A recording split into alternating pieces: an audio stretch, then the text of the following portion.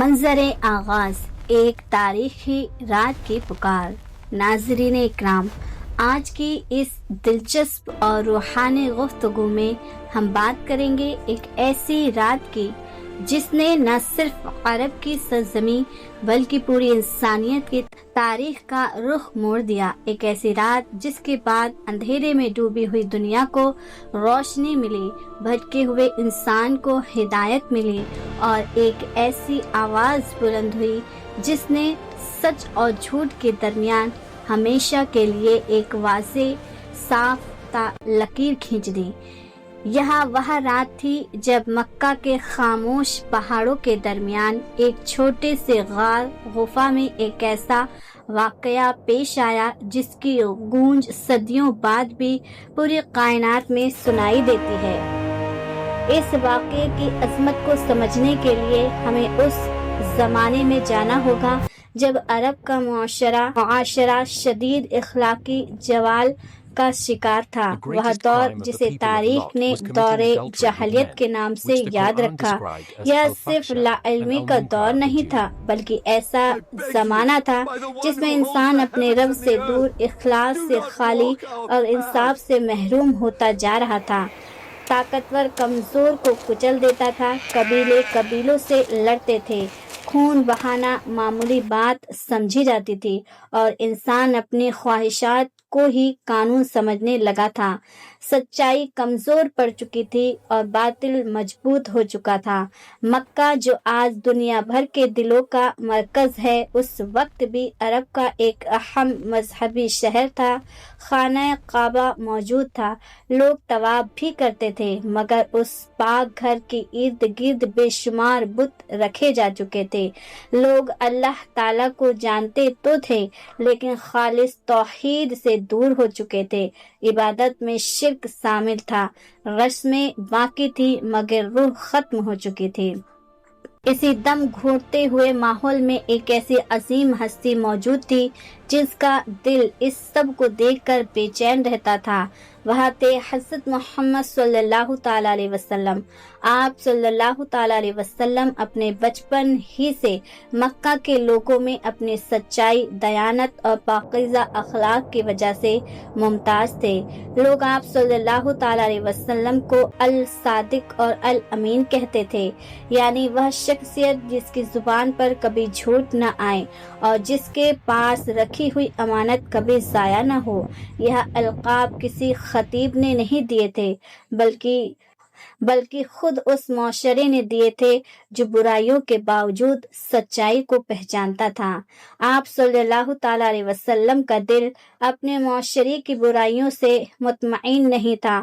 آپ صلی اللہ تعالیٰ علیہ وسلم نے کبھی بتوں کے سامنے جھکنے میں سکون محسوس نہیں کیا۔ آپ کے اندر ایک پاکیزہ فطرت تھی جو سچ کی تلاش میں تھی۔ آپ ظلم، فریب اور ناانصافی سے دور رہتے تھے۔ آہستہ آہستہ آپ صلی اللہ تعالیٰ علیہ وسلم نے تنہائی اختیار کرنا شروع کر دی۔ یہ تنہائی دنیا سے فرار نہیں تھی بلکہ مقصد کی تلاش تھی۔ یہ دنیا سے بیزاری نہیں بلکہ حق کی جستجو تھی۔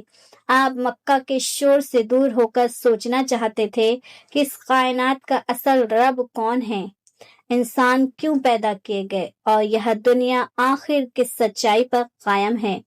مکہ کے قریب ایک پہاڑ ہے جسے جبل نور کہا جاتا ہے۔ اسی پہاڑ میں ایک چھوٹا سا غار ہے، غار ہرا۔ حضرت محمد صلی اللہ تعالیٰ علیہ وسلم وہاں جایا کرتے تھے، کبھی ایک دن، کبھی کئی دن۔ آپ اپنے ساتھ زیادہ راہ کھانا پانی لے جاتے، خاموشی میں وقت گزارتے اور غور و فکر کرتے، عبادت کرتے اور اپنے رب کی طرف لو لگا کر بیٹھے۔ وہاں غار چھوٹا تھا مگر وہاں ہونے والا واقعہ اتنا عظیم تھا کہ اس نے پوری دنیا کو بدل دیا۔ غار ہرا کی خاموشی میں ایک عجیب وقار تھا۔ پہاڑوں کی تنہائی، نیچے مکہ کی وادی، اوپر ستاروں بھرا آسمان اور درمیان میں ایک ایسا بندہ جو نہ بادشاہ تھا، نہ لشکر کا سردار، نہ دنیاوی اقتدار رکھتا تھا، مگر اس کے دل میں سچ کی ایسی پیاس تھی جو زمین اور آسمان کے رب کو پسند آ گئی۔ پھر رمضان المبارک کا مہینہ آیا، رات خاموش تھی، مکہ کی فضا ساکت تھی۔ آپ صلی اللہ تعالی علیہ وسلم غار حرا کے اندر عبادت اور تفقق میں مصروف تھے۔ آپ نہیں جانتے تھے کہ یہ رات باقی تمام راتوں سے مختلف ہونے والی ہے۔ اچانک غار کے اندر ایک غیر معمولی منظر ظاہر ہوا۔ ایک عظیم فرشتہ سامنے آ کھڑا ہوا۔ سامنے حضرت جبرائیل علیہ السلام تھے۔ فضا بدل گئی، سکون ٹوٹ گیا۔ پھر ایک حکم دیا گیا، ایسا حکم جو صرف ایک لفظ پر مشتمل تھا، لیکن اس کے اندر پوری انسانیت کے لیے ایک انقلاب پوشیدہ تھا۔ اقرا، پڑھو۔ آپ صلی اللہ تعالی علیہ وسلم نے جواب دیا، میں پڑھنے والا نہیں ہوں۔ یہ جواب فطری تھا، کیونکہ آپ نے کسی دنیائی استاد سے لکھنا پڑھنا نہیں سیکھا تھا۔ آپ امی تھے، لیکن یہی اس معجزے کی گہرائی بھی تھی۔ جو کلام نازل ہونے والا تھا وہ کسی انسانی دستگاہ کا نتیجہ نہیں تھا، وہ سیدھے رب کائنات کی طرف سے آنے والا نور تھا۔ حضرت جبرائیل علیہ السلام نے دوبارہ وہی حکم دیا، پھر تیسری بار، اور پھر وہ الفاظ نازل ہوئے جنہوں نے علم، وحی، انسان، رب، تکلیف اور کرم کے درمیان ایک ایسا تعلق قائم کر دیا جو قیامت تک باقی رہے گا۔ اقرا بسم ربک الذی خلق، خلق الانسان من علق۔ یہ وہ لمحہ تھا جب پہلی وحی نازل ہوئی، جب آسمان اور زمین کے درمیان ایک نیا رابطہ قائم ہوا۔ یہ نبوت کا آغاز تھا۔ حضرت محمد صلی اللہ تعالی علیہ وسلم اب صرف مکہ کے ایک سچے انسان نہیں تھے، بلکہ اللہ تعالیٰ کے آخری رسول بن گئے۔ یہ منظر جتنا عظیم تھا اتنا ہی حیرت ناک بھی۔ آپ صلی اللہ تعالی علیہ وسلم غار کے باہر نکلے۔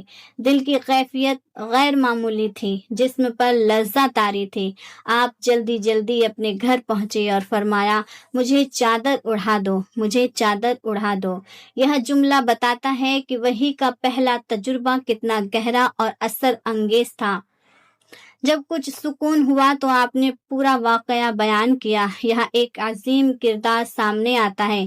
حضرت خدیجہ رضی اللہ تعالی عنہ انہوں نے گھبراہٹ پیدا نہیں کی، بلکہ تسلی دی اور آپ کی وہ خوشیاں یاد دلائی جو اس رات کی دلیل تھی کہ اللہ تعالیٰ آپ کو کبھی تنہا نہیں چھوڑے گا۔ انہوں نے عرض کیا، ہرگز نہیں، اللہ تعالیٰ آپ کو رسوا نہیں کرے گا، کیونکہ آپ صلہ رحمی کرتے ہیں، آپ سچ بولتے ہیں، کمزوروں کا بوجھ اٹھاتے ہیں اور حق کے کاموں میں مدد کرتے ہیں۔ یہ الفاظ صرف تسلی نہیں تھے، بلکہ آپ کی پوری زندگی کی گواہی تھے۔ نبوت کی پہلی گواہی گھر کے اندر سے آئی۔ یہی وہ بنیاد ہے جس کی وجہ سے وہ رات عام رات نہ رہی، وہ رات تاریخ میں درج ہو گئی اور انسان کے لیے ہدایت اور نجات کا درجہ بن گئی۔ بعد میں قرآن مجید میں اس کی عظمت بیان کی گئی اور اسے لیلۃ القدر کا نام دیا گیا۔ اللہ تعالیٰ فرماتا ہے، بے شک ہم نے اسے لیلۃ القدر میں نازل کیا، اور تم کیا جانو کہ لیلۃ القدر کیا ہے؟ لیلۃ القدر 1000 مہینوں سے بہتر ہے۔ 1000 مہینے یعنی تقریباً 83 سال اور 4 مہینے، یعنی ایک انسان کی پوری عمر کی عبادت کا اجر صرف ایک رات میں۔ یہ اللہ تعالیٰ کی عظیم مثال ہے۔ قرآن کہتا ہے کہ اس رات فرشتے اور روح حضرت جبرائیل علیہ السلام اپنے رب کے حکم سے زمین پہ اترتے ہیں، اور یہ رات فجر ہونے تک سراسر سلامتی بھیجتی ہے۔ ایک سوال پیدا ہوتا ہے کہ اگر یہ رات اتنی عظیم ہے تو اس کی پکی تاریخ کیوں نہیں بتائی گئی؟ احادیث میں آتا ہے کہ ایک دن نبی کریم صلی اللہ تعالی علیہ وسلم صحابہ کو لیلۃ القدر کی تاریخ بتانے کے لیے گھر سے نکلے تھے۔ آپ خوش تھے کہ وہ خوشخبری امت کو سنا دے، لیکن راستے میں 2 مسلمان آپس میں جھگڑ رہے تھے۔ ان کی آوازیں بلند تھی اور تلخی پیدا ہو چکی تھی۔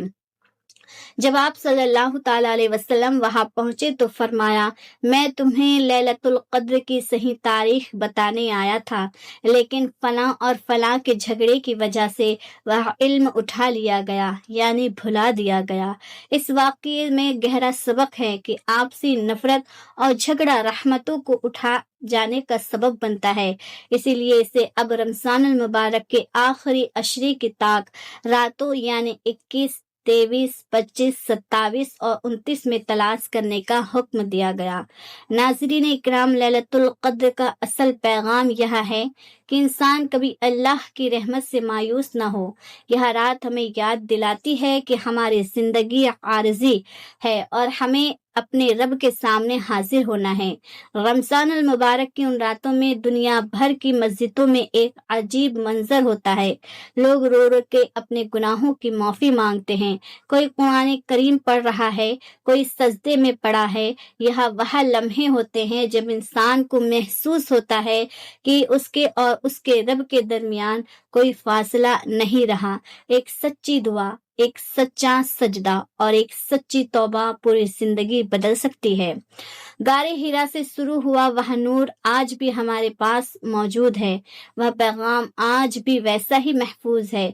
अगर आपको यह मामूली गुफ्तगू पसंद आई हो और आप इस्लाम की तारीख और ऐसे ही रूहानी मौजूआत के बारे में मज़ीद जानना चाहते हैं तो हमारे चैनल को ज़रूर सब्सक्राइब करें, वीडियो को लाइक करें और इसे अपनों के साथ शेयर करें। याद रखें, रमज़ान की आखिरी रातों में वह बरकत लम्हा मौजूद हो सकता है जो आपकी तकदीर बदल दे। दुआ है कि अल्लाह ताला हमें इस रात की कद्र करने की तौफीक अता फरमाए। आमीन बिजाहिन नबी लामीन सल्लल्लाहु ताला अलैहि वसल्लम।